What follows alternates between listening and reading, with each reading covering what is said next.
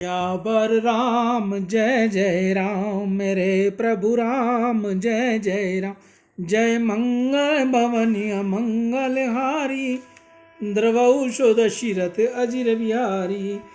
दीन दयाल विरुद्ध संहारी, हरहु नाथ मम संकट भारी। कल हमने राम जी का प्रसंग कि एक बार सीता जी दरबार में पधारें और अयोध्या की प्रजा को विश्वास हो सके ऐसा कोई उपाय बताएं, इसके पश्चात मैं सीता को घर ले आऊं। कल हमने प्रसंग को इस जगह छोड़ा था। अब उससे आगे का वृतांत। वाल्मीकि जी आश्रम में आते हैं और सीता जी को समझाते हैं कि बेटी, आज राम जी के साथ बहुत बातें हुई और प्रभु तो ऐसा कहा है कि मेरी बहुत इच्छा है कि एक बार वे दरबार में आवें। बेटी, तुम जाओगे तो मैं तुम्हारे साथ रहूँगा। ऋषि सीता जी को समझाते हैं। सीता जी बहुत व्याकुल हुई। उन्होंने दोनों हाथ जोड़कर कहा, पति देव की आज्ञा का पालन करना मेरा धर्म है। प्रभु ने मेरा त्याग किया, यह उचित ही था, और आज मुझे दरबार में बुलाते हैं, यह भी उचित है। मैं कुछ भी करते हैं वह सब उचित हैं। उनकी इच्छा है तो मैं दरबार में आऊंगी। वाल्मीकि जी रामचंद्र जी के पास आए और कहा, महाराज, श्री सीता जी दरबार में पधारेंगी, इसके लिए दिन निश्चित करें।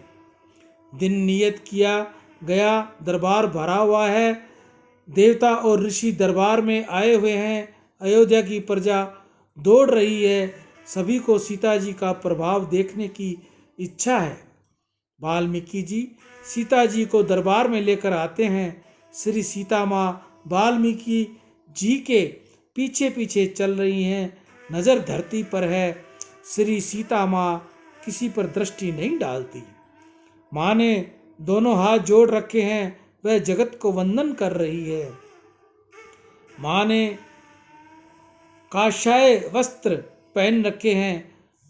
सौभाग्य अलंकार के अलावा दूसरा कोई श्रृंगार नहीं है। श्री राम के वियोग में सीता जी ने अन्न का सेवन नहीं किया था। माँ का श्री अंग इससे अतिशय दुर्लभ दिख पड़ता है। लव कुश पीछे पीछे चल रहे हैं। अयोध्या की प्रजा सीता का दर्शन करती है। श्री सीता माँ का दर्शन करते करते सब रोने लग गए। श्री सीता माँ की जय जयकार होने लगी। सिंहासन पर श्री रामचंद्र जी विराजे हुए हैं। श्री सीता जी उनका वंदन करती है। उसके पश्चात सीता माँ का सुंदर भाषण हुआ।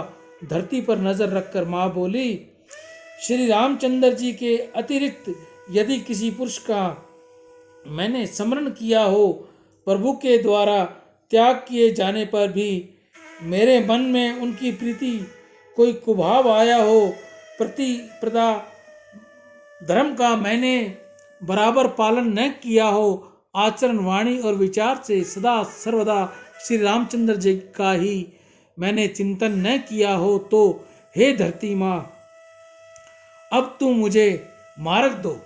मुझे इस जगत में रहना नहीं है। सीता माँ के मुख से जो ही ये शब्द निकले, त्यों ही वहाँ एकाएक धड़ाका हुआ। धरती फट गई। शेषनाग के फण के ऊपर स्वर्ण का सिंहासन ऊपर आया। श्री भूदेवी श्री सीता माँ को उठाकर सिंहासन पर पधाराया और कहा, यह जगत अब तुम्हारे रहने योग्य नहीं है।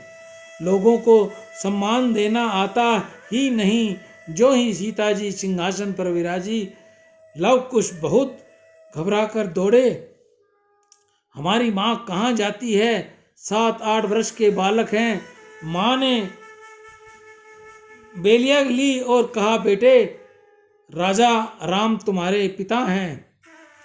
तुम अब इनके पिता की सेवा करना। तुम्हारी माँ जाती है। सब देखते ही रह गए। एक क्षण में ही सिंहासन के साथ श्री सीता जी अदृश्य हो गई, धरती में लीन हो गई। पीछे तो अयोध्या के लोग बहुत विलाप करते हैं। श्री राम आनंद रूप हैं, परंतु सीता जी के वियोग में उन्होंने भी विलाप किया। श्री सीता जी का चरित्र अति दिव्य है, उनको प्रत्येक लीला दिव्य है। श्री सीता जी का जन्म दिव्य है, श्री सीता जी का जीवन दिव्य है, श्री सीता जी का तिरोभाव लीला भी दिव्य है। श्री सीता जी के समान महान पतिव्रता स्त्री इस जगत में कोई हुई नहीं, भविष्य में होगी भी नहीं। श्री सीताराम जी की लीला अति दिव्य है। श्री सीताराम जी मानव समाज को धर्म का शिक्षण देने के लिए आए हैं। सधर्म का जो पालन करे उसकी ही भक्ति भगवान को सुहाती है। भक्ति भी प्रेम की मर्यादा में रहकर करनी चाहिए। भक्ति धर्मानुकूल न हो, अधर्म युक्त हो तो वह भक्ति नहीं भर्म है। जिसका जो कर्तव्य भगवान ने निश्चित किया है उसका वह बार बार पालन करे। समय का धर्म जो छोड़ता है उसकी भक्ति सफल नहीं होती। ब्राह्मण संध्या छोड़े और प्रभु की सेवा करने जाए तो वह भगवान उसकी सेवा को स्वीकार नहीं करते। घर में पति देव बीमार हो और पत्नी को मंदिर जाने की लिए मनमानी करने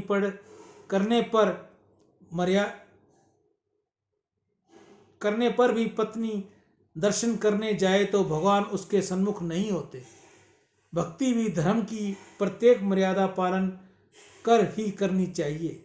धर्म के विरुद्ध की गई भक्ति ईश्वर को सहन नहीं होती।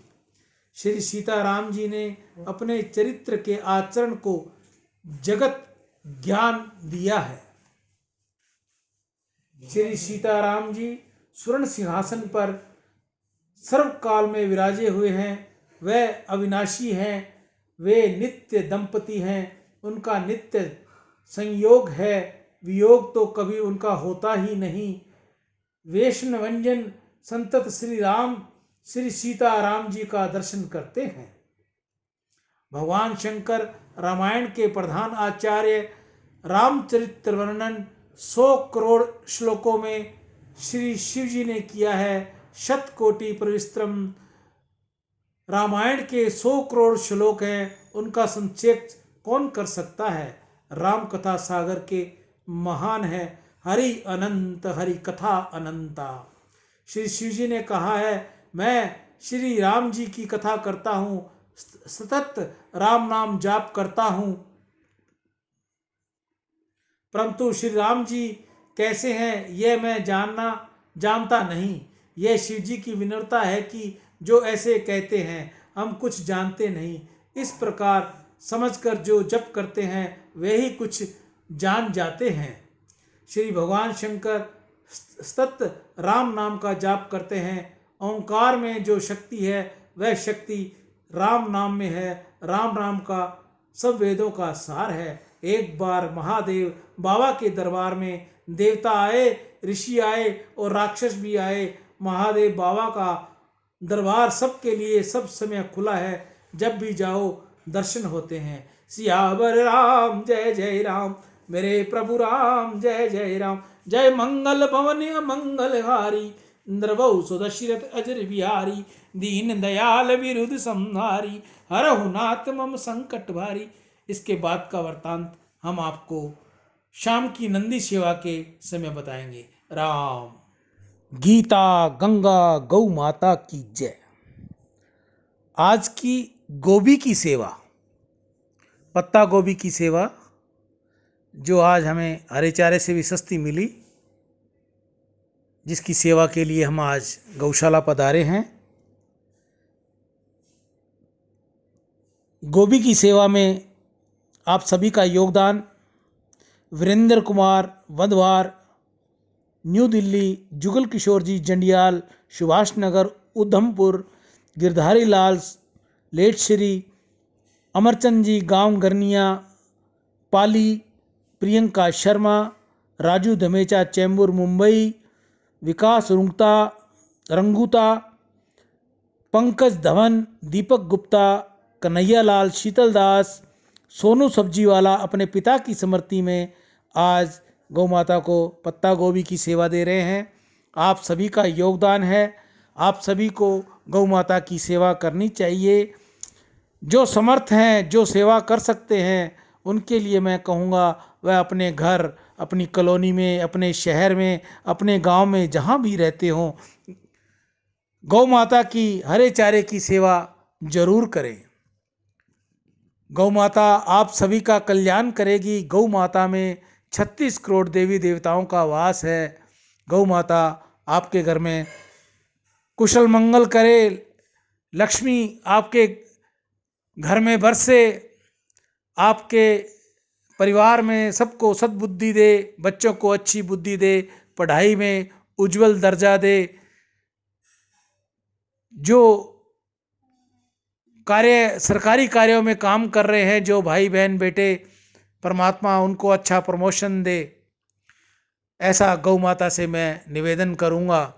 राम जी आप सभी की मनोकामना पूर्ण करे, गौ माता आप सभी की मनोकामना पूर्ण करे। ये सेवा आज शाम को नंदीशाला कल्याण भूमि हनुमानगढ़ टाउन में भी रहेगी। उसके बाद 9 दिन ये या 10 दिन हरे चारे की सेवा हम बंद रखेंगे। नवरात्रों के उपरांत ये सेवा हम फिर वृंदावन में या जहाँ भी हमें गौशाला मिलेगी हम वहाँ ये सेवा करेंगे। आप में से जो भाई बहन गौ सेवा में अपना अर्थ दान करना चाहते हैं, वो मैंने गूगल पे, फ़ोन पे, पेटीएम नंबर दे रखा है। आपकी सेवा के लिए मैं तैयार हूँ। जब भी आप मुझे भेजें, मैं आपको गौ सेवा में आपका योगदान करूँगा। गौ माता आप सभी का कल्याण करे। गंगा गीता गौ माता की जय। गौशाला समिति, हनुमानगढ़ टाउन, राजस्थान। आज की सेवा में श्रवण जी सारिया, वह माताएं, बहनें, भाई और भी लगे हैं। हरवाणी परिवार भी इसमें लगा हुआ है। तो सभी को मैं साधुवाद कहूँगा जिन्होंने भी इस सेवा में कार्य किया है। गौ माता उनका कल्याण करे, उनके घर में खुशियाँ दे, उनके बच्चों को सद्बुद्धि दे, पढ़ाई में उज्जवल दर्जा दे। आप में से भी जो भी भाई बहन हरे चारे की सेवा देना चाहे तो बार कोड भी आपको दिया है। राम